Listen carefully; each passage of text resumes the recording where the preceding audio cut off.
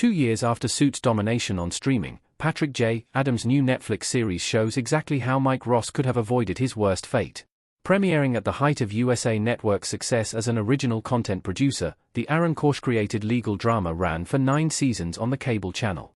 Throughout that time, it only achieved middling general success, although it did establish a devoted fanbase. That all changed in 2023 when Suits started breaking streaming records after arriving on Netflix.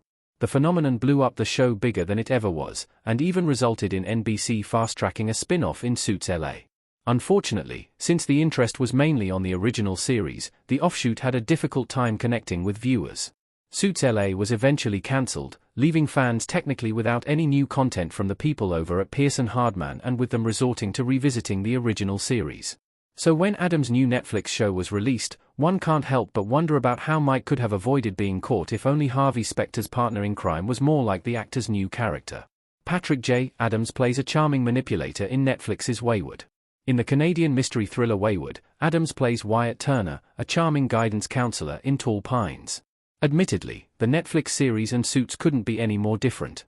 Wayward is set in a small town that is full of secrets, while the legal drama takes place in the middle of the hustle and bustle of New York. Similarly, Wyatt and Mike are also dissimilar. However, while Mike was someone who is inherently good and is only forced to pull a con due to his dire circumstances, Wyatt was charmingly manipulative. When he was initially introduced in Wyatt, he seemed like a harmless counselor, but over time, it was revealed that he was involved in Tall Pines' cult. As the show went on, he became more sinister. Mike Ross was always too good to stick to his and Harvey's con in Suits. There's no denying that what Mike and Harvey pulled in Suits is wrong and illegal. All that being said, it's also worth noting that while they committed a crime, they weren't truly bad people.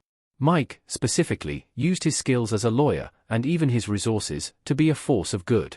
His presence was what mellowed Harvey's ruthlessness, that by the end of Suits, he was more like his mentee than his old self.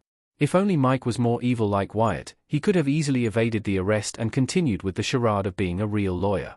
But since he had a conscience and didn't want to hurt anyone else, even though so many people at the firm were co-conspirators, he took the blame for everything. Mike could have easily ran away or dragged the whole case by insisting that he was innocent, but his conscience wouldn't let him. Ultimately, Mike was always meant to be busted in Suits. Even if his arrest didn't happen when it did, it's very likely that his strong moral center would eventually force him to come clean about it. As sad as that sounds, Mike's principles were what made him such an easy character to root for.